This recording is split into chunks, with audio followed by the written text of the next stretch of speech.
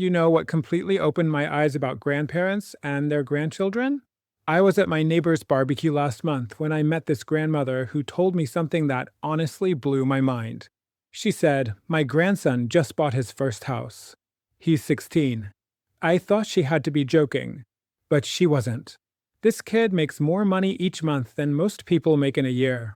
And he's not some child genius. He's just a regular teenager whose family understood something most of us are missing.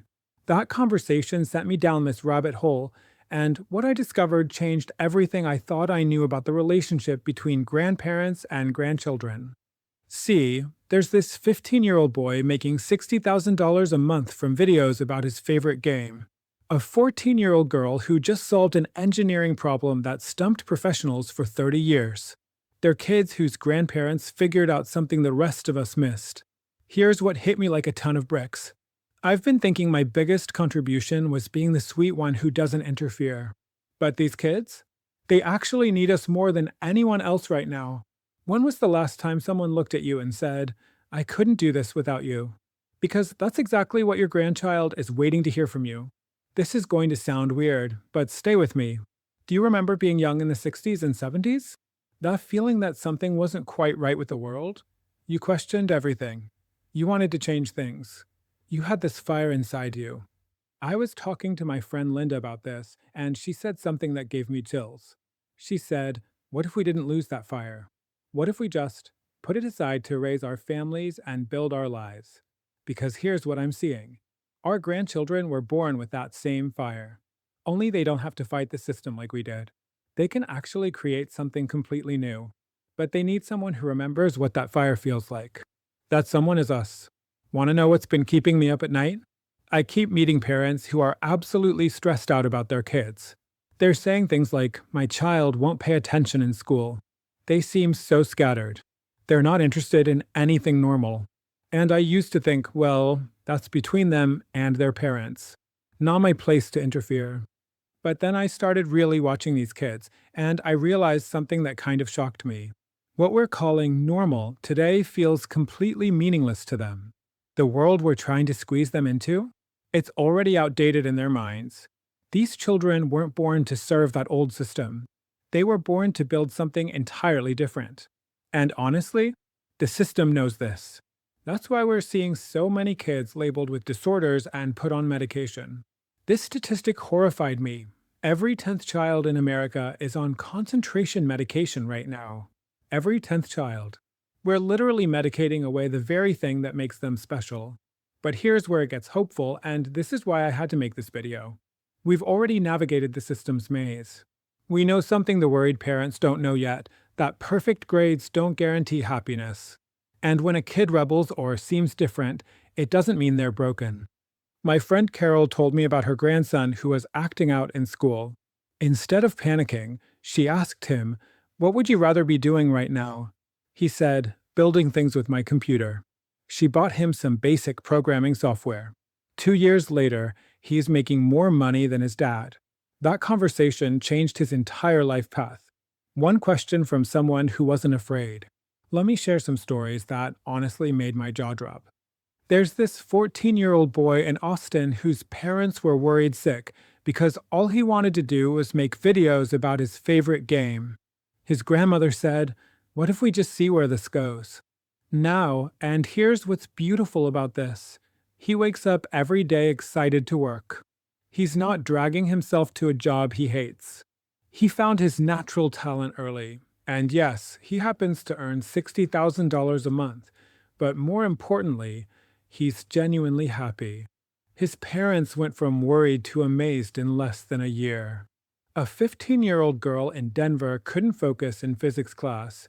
It just bored her to tears. But when her grandfather showed her his old radio equipment and let her tinker with it, something clicked. She invented this revolutionary device that filters noise in a way nobody had thought of before. The money from the company contract is nice, but what's really incredible is watching her light up when she talks about her work. If you're finding this as mind-blowing as I did, hit that like button because these stories get even more incredible. There's a 16-year-old boy in Phoenix who drove his teachers crazy because he was always drawing instead of paying attention. His grandparents didn't see a problem child, they saw an artist. They bought him a basic graphics tablet. Today he's doing what he loves every single day, designing logos for major companies.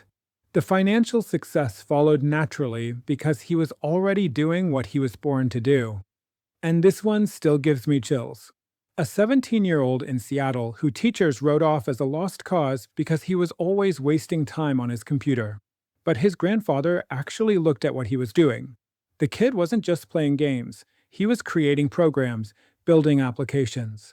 Today, at 19, he's living his dream, and yes, the income is extraordinary, but what's really extraordinary is that he never has to dread Monday mornings. Here's what stopped me cold when I heard these stories. Every single one had a grandparent who believed in them when everyone else was panicking. And none of this was really about the money. It was about helping these kids find their natural gifts early and build their lives around them. And this isn't just feel-good stuff. The research backs it up. Harvard found that children who can follow their own interests are 300% more creative and 250% happier. Studies from Finland show that young people who find their passion before 16 stay more successful and balance their entire lives. Think about it. When you love what you do, when you're using your natural talents, life doesn't feel like a constant struggle. You're not dragging yourself through each day counting down to retirement. You're energized, fulfilled, contributing something meaningful to the world. But here's the crucial part that made me realize I had to share this. There's actually a window for this magic to happen. These kids need to discover themselves between 12 and 16. When grandparents and parents work together to nurture their natural gifts during this time, these children can go through life with such greater ease. They're set up for success from the beginning, not trying to figure it out decades later like so many of us did. You know what I realized is our secret weapon? We're not afraid anymore. Think about it. Parents today are constantly terrified. What if they don't get into college? What if they don't have job security? What will the neighbors think? They're paralyzed by fear. But us? We've already seen the world change completely multiple times in our lifetime. We know that security is mostly an illusion anyway. We've lived through enough to know that the unconventional path isn't always the wrong path. That fearlessness we've earned, that's our superpower. Plus, here's something beautiful. Our grandchildren still listen to us. While they might tune out their stressed-out parents sometimes, they still see us as the cool ones they can actually talk to. So, what can we actually do? I've been experimenting with this in my own family, and here's what I've learned works. First, become a detective. Watch when their eyes light up. What can they get completely absorbed in for hours without anyone telling them to? That's your goldmine right there. Second, ask questions like you're genuinely curious, not like you're testing them. What do you love about this? What really captures you? How could we make this even cooler? Just listen to their answers without trying to fix anything. Third, be their shield when the adults start panicking. Stay calm and say something like, maybe this isn't the end of the world. What if we try believing in them first and see what happens? Fourth, help them get simple tools to explore their passion. You don't need to spend a fortune. Paper and art supplies for a creative kid, a used guitar for someone drawn to music, or just reliable internet for a tech-minded child. Now here's the most powerful thing you can do, and I learned this from my own mistakes. Share your own dreams with them. Tell them about when you were young and wanted to change the world. You know, I had these crazy ideas when I was your age too. That connection is pure magic. They need to know that dreaming big runs in the family. And sometimes, you might need to protect them from the system. If someone wants to label your grandchild as having a disorder just because they learn differently, you might need to stand up and say, this child isn't broken. They're just wired differently, and that might actually be their strength. Here's something that gave me goosebumps when I realized it. We're the last generation who remembers what real freedom felt like. Our grandchildren might be the first generation who gets to have that freedom again. But they need someone to show them it's possible. They need a bridge between the world that was and the world that could be. That bridge is us. Picture this with me. 10 years from now, your grandchild is doing work they absolutely love. They wake up excited about their day instead of dreading it. They're using their natural talents, contributing something meaningful to the world, and yes, they're financially successful too, but that success came naturally because they were doing what they were meant to do. They look at you and say, "Thank you for believing in me when everyone else was worried. You helped me find myself when it mattered most." And when they're thriving like this, their children will grow up seeing fulfillment and purpose as normal, not as some impossible dream. That's how we change the world, one supported child at a time, one family at a time. So here's what you can do starting tonight. Call your grandchild and ask, "What's really capturing your attention these days?" Then just listen. Really listen. Tell them, "That sounds fascinating. I'd love to hear more about it." Tomorrow, if their parents seem worried about this interest, try saying something like, "I noticed how passionate they are about this." What do you think? Is there a way we could support them exploring it a bit more? Don't push if they resist. Just plant the seed. This weekend, spend time with them doing whatever lights them up. Look together at how other people do similar things.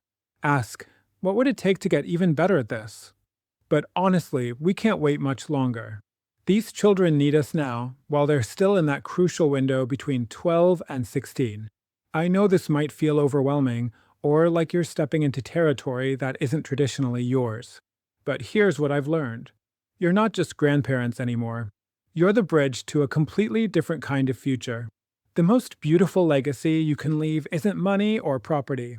It's a grandchild who knows exactly who they are, who feels free to pursue what calls to them, and who remembers that when everyone else was worried, you were the one who said, "I believe in you." Your grandchildren are counting on you to be that person. Not because their parents aren't good people, but because you have something they don't: perspective, fearlessness, and the freedom to believe in the impossible. The time for being the sweet grandparent who just watches from the sidelines is over.